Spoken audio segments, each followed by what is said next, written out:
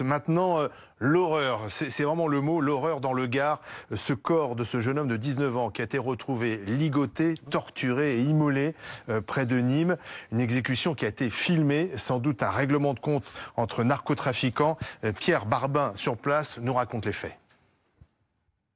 La découverte a été faite par des promeneurs dans une garrigue de la commune. On sait très bien comment cet homme de 19 ans est mort parce qu'il y a une vidéo qui a pu filmer son exécution, une exécution très violente. Dans cette vidéo, on voit d'abord cette victime assise par terre, ligotée de la tête aux pieds, un scotch sur la bouche. Elle reçoit d'abord une balle dans la tête, s'effondre immédiatement. Quelques instants plus tard, l'homme de 19 ans est de nouveau touché, mais cette fois au ventre à 2 reprises. Il est ensuite aspergé d'un liquide puis brûlé, raison pour laquelle ces promeneurs ont retrouvé ce corps totalement calciné. Ça s'est passé, je le disais, dans cette commune d'à peine 300 habitants où bien évidemment tout le monde se dit aujourd'hui choqué. Personne ne pouvait penser qu'une telle chose pouvait se passer ici. Écoutez ces quelques réactions au micro de William Gay. Mais plus rien m'étonne, hein. Je pense que le monde va de travers. Et qu'on fait n'importe quoi, n'importe comment, qu'on n'a plus de règles, qu'on tue facilement, que la vie n'a plus beaucoup d'importance et que ce sont les voyous qui gagnent. Et le petit village tranquille n'est plus tranquille, quoi. Et on se demande qu'est-ce qui va se passer encore, quoi. C'est vraiment très très violent même. Voilà. J'aurais pu le trouver, quoi, parce que moi je marche beaucoup. Et les gens qui l'ont trouvé, je pense qu'ils sont vraiment traumatisés, quoi. La victime n'était vraisemblablement pas originaire d'ici. On sait que cet homme de 19 ans était guetteur dans le quartier Pisevin de Nîmes. C'est d'ailleurs sur fond de trafic de drogue que cette affaire serait liée à un règlement de compte ou encore une guerre de territoire entre certains gangs, toujours donc sur fond de trafic de drogue. Une enquête a bien évidemment été ouverte par la procureure de la République de Nîmes. Nous sommes au téléphone avec le maire de Saint-Bénézet où on a retrouvé ce corps martyrisé. C'est Jérôme Baron qui est avec nous. Bonsoir Monsieur Baron. Vous entendiez les habitants de cette commune, de votre petite commune, qui ne comprennent pas comment est-ce possible chez nous. Bonsoir à tous. Nous, c'est quand même rare de voir ça sur une commune, une petite commune comme la nôtre. J'allais dire aujourd'hui, c'est vrai qu'on voit de tout. C'est vrai que c'est devenu impressionnant. Mais vous savez, Saint-Bénézet est un petit village tranquille. On se connaît tous, on connaît tous les gens, on se connaît par cœur. On connaît tous les enfants, on vit tous ensemble. On a un cadre merveilleux. Après, ce qui est arrivé, bon, c'est vrai que c'est dramatique. Parce que, bon, mais ce jeune homme venait de votre village ou non, pas du tout. Non, le jeune homme n'est pas connu de notre village du tout. Non, c'est pas quelqu'un de chez nous, quoi, du tout. Donc en fait, c'est peut-être un peu par hasard que les faits se sont produits chez vous, parce qu'on est entre Nîmes et Alès. Voilà, c'est ça. moi, je pense que c'est ça. Je pense, voilà, parce que ça vient plutôt de Nîmes. Oui, les villages aux alentours sont des villages assez calmes. Vous savez, la gendarmerie fait très bien son travail. La gendarmerie savent tout ce qui se passe dans nos petits villages. Nous, on les voit de temps en temps. Ils viennent nous rencontrer à la mairie, on leur raconte tout ce qui se passe. Donc je vois pas. Non, c'est quelque chose. Non, je pense pas que c'est quelqu'un de. Non, du tout. D'accord. Merci Jérôme Baron. Merci d'avoir été quelques minutes avec nous. Merci Mélanie Bertrand. Ce qui rajoute de l'horreur à l'horreur, c'est que tout a été filmé. Tout a été filmé, une exécution effectivement, des vidéos qui ont été envoyées sur les réseaux sociaux où l'on voit des images terribles qui sont insoutenables, hein, clairement évidemment, d'un jeune homme saucissonné, ligoté de la tête aux pieds, qui est abattu et dont la dépouille ensuite est partiellement brûlée.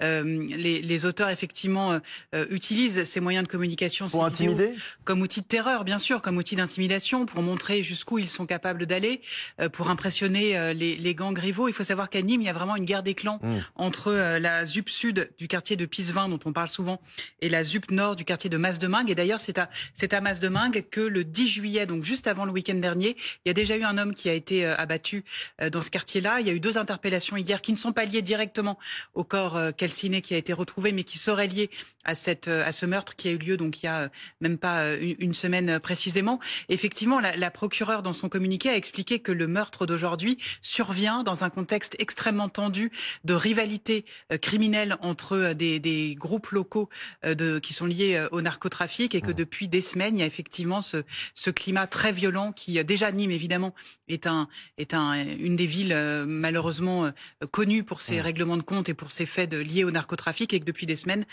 semaines maintenant, la violence s'est accrue. Nous sommes avec Mathieu Zagorski qui est avec nous, chercheur associé au CESDIP, spécialiste du maintien de l'ordre. Est-ce qu'on franchit une nouvelle étape? Alors on parle beaucoup de mexicanisation de la France ou de cartélisation de la France. Est-ce que ce sont les bons termes? Alors, on est évidemment encore très très loin des taux d'homicide qui caractérisent le Mexique. Néanmoins, c'est vrai que en 2023-2024, on a tourné autour de 400 homicides ou tentatives liées au trafic de drogue. Ou alors, effectivement, on emploie de plus en plus ce terme de narcotrafic pour marquer cette évolution vers une situation à la sud-américaine. Est-ce qu'une étape a été franchie? Je ne sais pas si on peut aller jusque-là, parce que finalement, c'est pas quelque chose de nouveau d'assister à ces règlements de compte, à ces fusillades. Après, ce qui est assez nouveau aujourd'hui, c'est cette circulation de ce qu'on appelle les jobbers à travers la France. Je m'explique. Là, ce qu'on a lu sur les réseaux sociaux, c'est qu'un jobber a été tué. Un jobber, c'est quoi? C'est la petite main du trafic. Ce sont les gens qui font les guetteurs, ce sont des très jeunes en fait qui vendent sur le terrain. Et on a aujourd'hui en fait en France quasiment un marché du travail de ces jobbers. Alors je sais pas, on n'a aucun élément évidemment sur l'identité exacte de ce jeune homme qui a été exécuté de manière extrêmement sauvage, mais ce qu'on voit de plus en plus en fait, ce sont des jeunes qui viennent par exemple de régions parisiennes et qui à un moment dans l'année, parce que par exemple le marché plus fructueux dans le sud de la France en période estivale, vont aller vendre sur des territoires qui sont pas les leurs, ou alors vont être embauchés par des trafiquants locaux pour faire ces basses œuvres, ces petits travaux du trafic dans des régions ou dans des villes qui sont pas les leurs. Et donc, avec ce que ça génère comme friction, comme tension, et aussi, comment dire, comme inhumanité. Là aussi, j'explique ce que je veux dire par là, c'est que le trafic, il y a 5 ans, 10 ans, 15 ans, c'était quoi? C'était des gens du quartier qui se connaissaient entre eux, qui pouvaient être évidemment très très violents, où il y avait des règlements de compte déjà, mais qui se connaissaient et se respectaient à l'intérieur d'un même réseau. Aujourd'hui, comme vous embauchez des gens de l'extérieur, si cette personne commet une erreur, si cette personne, par exemple, vend derrière votre dos, écoule de la marchandise, ne rembourse pas ses dettes, vous allez avoir moins de scrupules à l'exécuter sauvagement, parce que c'est pas quelqu'un que vous connaissez depuis votre enfance, par exemple. Oui, ce qui frappe, et je me tourne vers Alexandre Touzet, le maire LR de Saint-Yon, puisque vous avez signé une tribune. 250 maires réclament que la France ne cède pas face au narcotrafic, parce que malheureusement, le narcotrafic touche pas seulement les grandes villes, qu'on a l'habitude de citer, mais aussi des petites communes, etc., même nos campagnes. Et ce qui frappe dans ce qui s'est passé là dans le Gard, c'est la barbarie de l'acte. Il y a toujours eu des règlements de compte entre bandes sous fond de trafic de drogue, mais là, on va plus loin. C'est-à-dire qu'on torture, on met le feu au corps et on filme. C'est-à-dire qu'on en fait un spectacle. Oui, il y a encore quelques années, on visait les jambes pour faire une démonstration de force et effectivement nuire et attaquer la force de travail de la bande ennemie. Là, on tue sans scrupule. À un niveau élevé quand même, on est sur 400 depuis plusieurs années. Et effectivement, et moi je sais que dans mon département, on a certains jeunes qui sont appelés pour soit travailler sur des coups comme ça, soit former des jeunes sur des territoires périurbains où on trouve moins de main-d'œuvre. On a vraiment une ubérisation des ressources humaines du narcotrafic. Le corps, il a été abandonné dans la garrigue, entre Nîmes et Alès. Et dans une petite ville qui se retrouve confrontée tout d'un coup à ça. Oui, alors j'avais animé pour la demande de Daniel Lisnard un débat au Congrès des maires de France là-dessus. On avait beaucoup de maires de petites et moyennes communes qui étaient venus. Je pense qu'il faut distinguer les villages où on a plus des problèmes, j'allais dire, de stockage parfois dans des fermes isolées, de transit. Stockage de la drogue. Oui, de transit. On a parfois sur le côte du littoral de la drogue qui arrive par les plages. Et un vrai problème de narcotrafic sur les petites villes et les villes moyennes, où là, vraiment, on constate qu'il y a une inondation du marché. C'est peut-être de donner 2 chiffres qui sont très simples. En 30 ans, on a multiplié la saisine de cocaïne par 100 et le prix a été divisé par 5. Ça veut dire qu'en fait, on a un afflux de drogue sur le pays qu'on n'arrive pas à maîtriser et qui touche des territoires périurbains. On voit des commerces, par exemple, qui sont en train, sur des villes moyennes, de blanchir l'argent du narcotrafic. On a l'Uberchic qui, dans des petites villes, amène la drogue directement chez vous. On voit bien qu'il y a une sorte de pieuvre qui va vers des petites villes, pas des villages comme ça, néanmoins. Sur les villes, il y a une note du renseignement du Cirasco qui est sortie en mai dernier sur la criminalité organisée qu'on a pu consulter. En 2024, l'année dernière, 173 villes ont été touchées par des règlements de compte. On n'est plus sur Paris, Marseille, Grenoble, dont on a beaucoup parlé. 173 villes, il y en avait 144 en 3 ans avant, en 2021. Donc on voit clairement que ce sont toutes les types de villes, petites communes qui peuvent être confrontées à ça. Et un dernier chiffre, sur tous les enquêtes, il y a 20% 20% des enquêtes impliquent des jeunes tueurs de moins de 20 ans. Donc effectivement, la ce qui victime est marque jeune, aussi elle a là, 19 ans. il a 19 ans, il a à peine 19 ans, il est jeune majeur, comme on dit, et on constate un rajeunissement effectivement des jobbers, des petites mains exécutantes, qui sont, on a déjà eu des affaires récentes que j'ai en tête, où c'était des mineurs qui ont été interpellés et qui, pour pas grand-chose, quelques centaines d'euros, traversent toute la France pour aller exécuter un contrat. Ils sont recrutés sur les réseaux sociaux et ils vont exécuter un contrat dans le sud ou pas que dans le sud, la preuve, mais dans diverses régions qui sont loin de chez eux. Et ça, c'est assez effrayant. Alors, quelle réponse politique à apporter? Je voudrais qu'on se tourne vers le sénateur LR du Rhône, Étienne Blanc, qui est avec nous à distance, parce que vous avez été le rapporteur de la commission d'enquête sur l'impact du narcotrafic en France. Maintenant, il faut des solutions. Parce que là, on est sur le constat, mais il faut trouver des solutions. Bien sûr, mais vous savez, un grand nombre de réponses ont été apportées par la loi, qui a été adoptée à l'unanimité par le Sénat, et puis ensuite à l'issue d'une commission mixte paritaire qui a été profondément modifiée, renforcée, et qui apporte des réponses très très fortes. Difficile de faire l'inventaire des 50 articles, mais lorsque l'on décide par exemple de mettre en place un système carcéral spécial pour les narcotrafiquants les plus dangereux, eh bien on met un terme à leur trafic, parce que avant ce texte, nous savions que dans un régime carcéral général, et ils pouvaient continuer à instrumentaliser leur trafic, à commander des crimes.